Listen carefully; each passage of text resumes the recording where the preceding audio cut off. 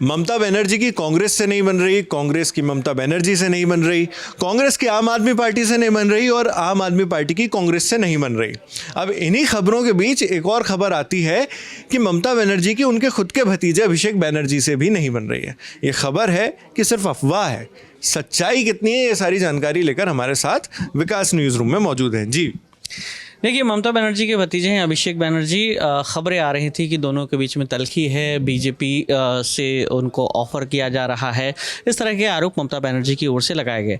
आज जब ममता बनर्जी ये बातें कह रही थी, उससे पहले उन्होंने क्या कहा वो बताते हैं, फिर वो बताते हैं अभिषेक बनर्जी पर क्या बातें हुई। बेसिकली जब दिल्ली का चुनाव हुआ तो दिल्ली के चुनाव से पहले और दिल्ली का चुनाव होने के बाद, दिल्ली का चुनाव होने से पहले तो खुलकर और बाद में दबी जुबान से आम आदमी पार्टी ये कह रही थी कि सारी मशीनरी लगाई गई और चुनाव आयोग ने इनकी मदद की है भारतीय जनता पार्टी के चुनाव जीतने में। तो पश्चिम बंगाल की मुख्यमंत्री ममता बनर्जी ने गुरुवार को कोलकाता में एक प्रोग्राम के दौरान, पार्टी कार्यकर्ताओं का एक प्रोग्राम हो रहा था, उस दौरान उन्होंने बोला कि भाजपा ने दिल्ली और महाराष्ट्र विधानसभा चुनाव फर्जी वोटों के जरिए जीता है और इसमें उनकी मदद की है चुनाव आयोग ने। ये बड़ा आरोप चुनाव आयोग पर लगाया है और भारतीय जनता पार्टी के चुनाव जीतने के तरीके पर उन्होंने सवाल उठाए हैं। उन्होंने कहा कि बीजेपी के नेताओं ने चुनाव आयोग के दफ्तर में बैठकर ऑनलाइन फेक वोटर लिस्ट बनाई है और उन्होंने पश्चिम बंगाल के हर ज़िले में फर्जी मतदाताओं को भी जोड़ा है। ज़्यादातर वोटर गुजरात और हरियाणा से हैं। महाराष्ट्र और दिल्ली में विपक्ष इन तथ्यों का पता नहीं लगा पाया, हमने लगा लिया। तो वो ये चैलेंज, ये दावा कर रही हैं कि इस तरीके से फेक मतदाताओं को ये लोग जोड़ते हैं, उनके नाम पर वोटिंग होती है। बाकी स्टेट में तो पता नहीं लगा पाया, हमने अपने स्टेट में पता लगा लिया है और अब मैं बंगाल के लोगों से अपील करती हूँ कि वो वोटर लिस्ट की जाँच करें। किसी भी दिन एनआरसी और सीएए के नाम पर सही वोटर्स के नाम हटाए जा सकते हैं। बीजेपी ऐसा करके किसी भी तरह से टीएमसी को हराना चाहती है, क्योंकि अब पश्चिम बंगाल में चुनाव होने हैं अगले साल, यानी 2026 में वहाँ चुनाव होने हैं। तो उन्होंने कहा है कि वोटर लिस्ट की जांच के लिए हम पार्टी स्तर पर भी एक कमेटी बनाएंगे। चूंकि कार्यकर्ताओं का सम्मेलन था, इस दौरान वो ये बातें कह रही थी और उन्होंने ये भी कहा कि अगर ज़रूरत पड़ी तो वोटर लिस्ट सही कराने के लिए, फर्जी वोटर्स को हटाने के लिए इलेक्शन कमीशन के दफ्तर के सामने धरना दूंगी। और याद दिलाया कि नंदीग्राम वाला आपको मामला याद होगा, जब रतन टाटा वहाँ प्लांट लगाने की तैयारी कर रहे थे, उस समय ज्योति बसु की सरकार थी, उस विरोध किया था और 26 दिन तक भूख हड़ताल की थी।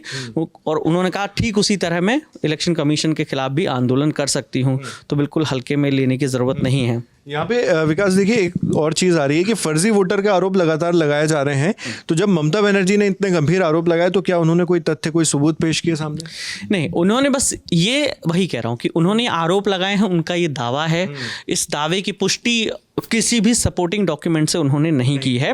साथ ही साथ उन्होंने ये भी कहा, एक जो बातें चल रही थी कि वो भाजपा में शामिल होंगे, टीएमसी के महासचिव हैं और ममता बनर्जी के भतीजे हैं अभिषेक बनर्जी। तो ममता बनर्जी ने ये बात कही, बाद में उन्होंने ये, भतीजे ने ये कहा कि ये खबरें अफवाह हैं, मैं टीएमसी का वफादार सिपाही हूँ, ममता बनर्जी मेरी नेता हैं और जो लोग कह रहे हैं कि मैं भाजपा में शामिल हो रहा हूँ वो झूठ फैला रहे हैं। मैं सिर कटने पर भी ममता बनर्जी जिंदाबाद कहूँगा। तो उन्होंने ये भी कहा कि मुकुल रॉय, शुभेंदु अधिकारी जो चुनाव से पहले, पिछली चुनाव से पहले जब वहाँ विधानसभा चुनाव हुए थे, बहुत से टीएमसी के लोग भारतीय जनता पार्टी में शामिल हुए थे, कई लोगों को टिकट भी मिला वहाँ से। तो उन्होंने कहा कि हमने पिछले चुनाव में उन लोगों को आइडेंटिफाई किया था और अगर आपको लगता है कि सांसद, विधायक या ब्लॉक अध्यक्ष हैं और आपको ऐसी बातें बोलने की छूट है जो पार्टी को नीचा दिखाती है, तो आप गलत हैं। ऐसा करने वालों की पहचान की जा चुकी है। मतलब पार्टी के भीतर भी कुछ लोग अगर इस तरीके से कर रहे हैं तो उनको, जो इस तरीके की अफवाहें फैला रहे हैं कि वो बीजेपी में जा सकते हैं, तो उन्होंने कहा कि हमें मतभेद भूलकर जनता के कामों पर ध्यान देना चाहिए और लोग व्हाट्सएप ग्रुप बनाकर राजनीति कर रहे हैं, उन्हें पता होना चाहिए कि इस तरह की कोशिश कभी कामयाब नहीं होगी। बिल्कुल। क्या इस पे बीजेपी की तरफ से भी कोई रिएक्शन आया है इन बातों पर? देखिए, फिलहाल बीजेपी की ओर से, अब चूंकि ये आपस की ही बात है, वो ऐसा चैलेंज कर रही हैं और यहाँ पे अभिषेक बनर्जी उसके सफाई दे रहे हैं। तो बस उनका उद्देश्य यह है कि जो 2026 में विधानसभा चुनाव होने हैं तो 294 सीटों पर वहाँ पर चुनाव होता है और उन्होंने एक लक्ष्य रखा है इस बार टीएमसी ने कि हम 215 प्लस सीटों पर हम जीत दर्ज करेंगे 296 सीटों में से।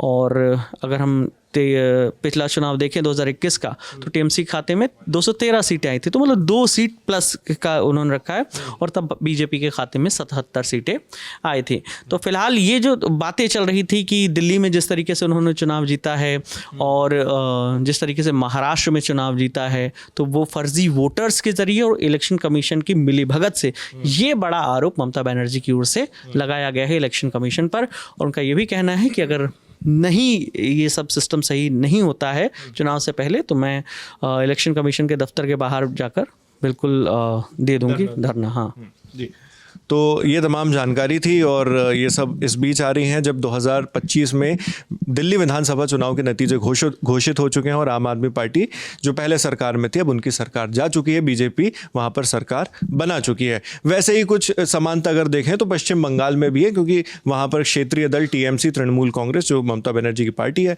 वो वहाँ पर इस वक्त सरकार में है। और चूंकि दिल्ली विधानसभा चुनाव में कांग्रेस, आम आदमी पार्टी और बीजेपी आमने सामने लड़ी थी तो बहुत प्रत्यक्ष रूप से देखने को मिला कि कांग्रेस से उसको नुकसान पहुंचा। लेकिन टीएमसी जो है पश्चिम बंगाल में और कांग्रेस दोनों के बीच अभी भी कोई साठगांठ बनती नहीं नजर आ रही है। और जिस तरह की बातें चल रही है उससे यही समझ में आ रहा है कि अगले विधानसभा चुनाव में बीजेपी ही इन दोनों पार्टियों की प्रतिद्वंदी होगी। और क्या दिल्ली के चुनाव वहाँ पर रिपीट होते हैं पश्चिम बंगाल में, ये भी देखने वाली बात होगी। तो इसी तरह का समीकरण है। ये तमाम जानकारी आपके लिए लेकर आए थे हमारे साथी विकास वर्मा। मेरा नाम नावेद है। कैमरे पर मेरे साथ हैं आलोक पांडे। आप देखते रहिए दी ललन टॉप। शुक्रिया।